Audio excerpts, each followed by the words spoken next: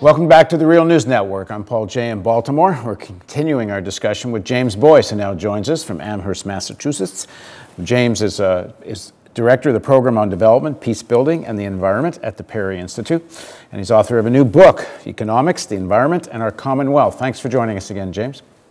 Nice to be back, Paul. So in the first interview, we talked about how the issue of the environment is a social justice issue, not just a thing of defending nature, you can say, for its own sake. So, but dig into that a little bit more. How does inequality feed environmental degradation? Sure. Well, if you think about why we get variations in the extent of environmental problems around the country and around the world, one of the relationships that we can often see is that where there are wider inequalities of wealth, inequalities in the distribution of power, we're likely to get more environmental degradation. And the reason for that is connected to what we were talking about earlier. The people who benefit from environmentally degrading activities tend to be those who are more wealthy and more powerful, and the people who bear the cost tend to be those who are less wealthy and less powerful. So where the disparities between people are greater, the ability of those who benefit to impose these environmental costs on others is greater as well, and we tend to get more environmental degradation. Let me give you two examples of this, Paul. The first has to do with comparing industrial air pollution in the United States across the hundreds of metropolitan areas in our country. Some colleagues here at Perry and myself did a study which came out last year called Is Environmental Justice Good for White Folks?, in which we looked at disparities in impacts of air pollution by race and by income across the cities of the United States. And we found that in the cities where you have bigger disparities, where the gaps between the pollution exposures of people of color and white folks is larger, you also tend to get much more pollution. In fact, you tend to get so much more pollution, Paul, that the white folks in those places actually have dirtier air than white folks have in places where the disparities aren't as great.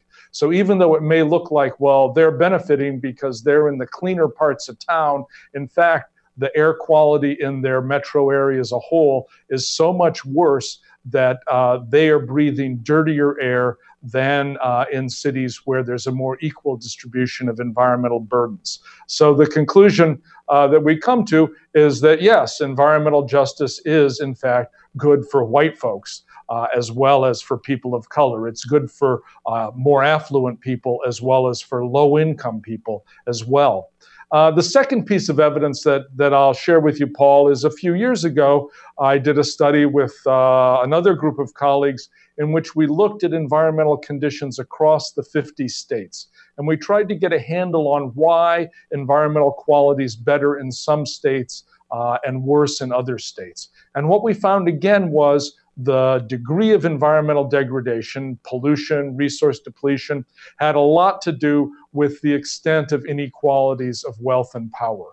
Where income inequalities were greater, where educational inequalities were greater, where the fairness of fiscal policy in terms of both the tax system and access to services like Medicaid was better, you tended to find differences in environmental degradation. More equal distributions of wealth and power as proxied by these measures were associated with better environmental policies. So I think the two are really connected. They're joined at the hip, Paul. These aren't separate struggles. It's not like over here there's an environmental struggle that should be waged by elite people interested in protecting nature for its own sake, and over here are social justice struggles waged by people trying to increase their access to the American dream. These things are joined together, Paul. They're part of the same struggle, and the way forward in terms of environmental progress in the United States, it seems to me, is to connect them up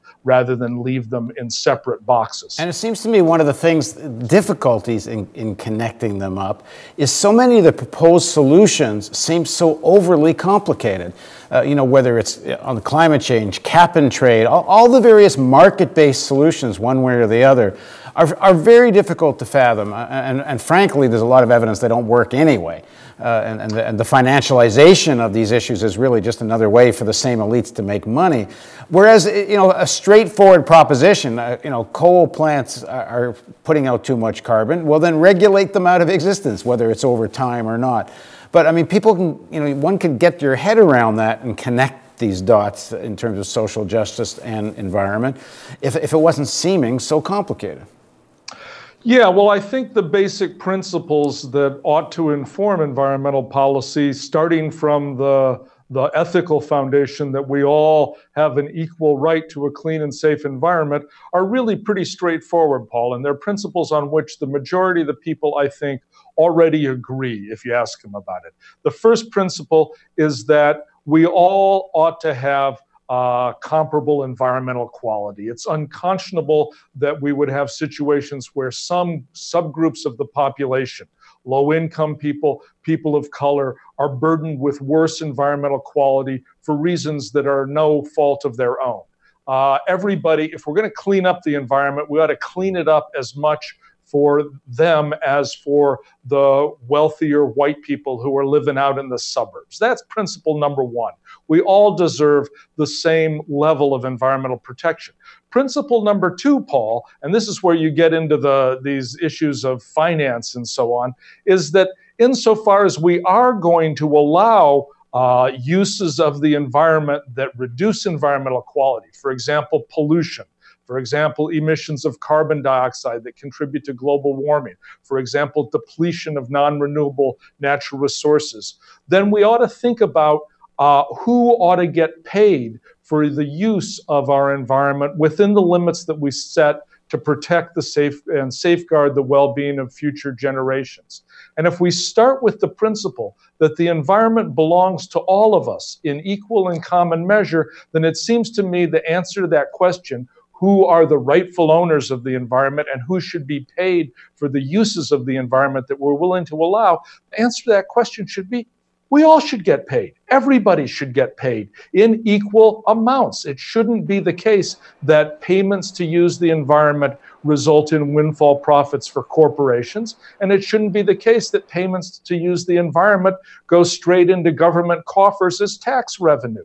The money ought to be shared equally among the people. And that's a principle that I don't think it's really that difficult for folks to grasp. So number one, protect the environment equally for all. And number two, when people can use the environment in ways that generate pollution or reduce the availability of natural resources, and let's face it, Paul, some of these uses are going to continue for a long time, then they ought to pay for it. It shouldn't be free, and the people who get the money ought to be all of us.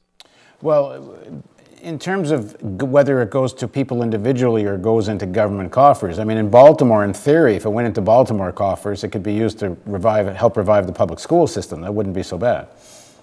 No, I'm not saying none of it should go to government coffers, Paul, because clearly we do need public investments including investments in things that improve the environment. But the basic principle is that the environment doesn't belong to the government, it belongs to all of us. And we, the people, are the ones who deserve, I think, the majority of the revenue that's gained from allowing people to use that environment. And if we decide that we want some of that to go to the government to provide public goods, to provide schools, to provide transportations, etc., we can decide that. But we need to agree at the beginning who actually are the rightful owners of the environment. And I think it's you and me.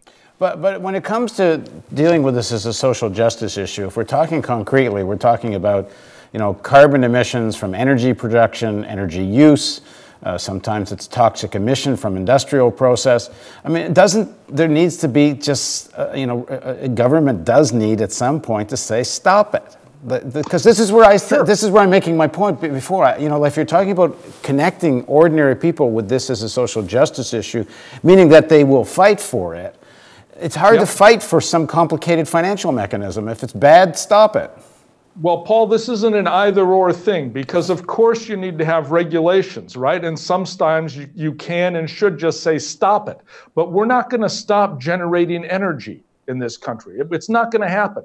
We're going to be generating energy. We need energy. Gradually, hopefully, we'll switch from doing it in really nasty and polluting ways, like through coal-fired power plants, to cleaner and more sustainable ways, like wind and solar. But that's going to be a transition, right? So you need regulations for sure to limit the damage that's being done. No question about it.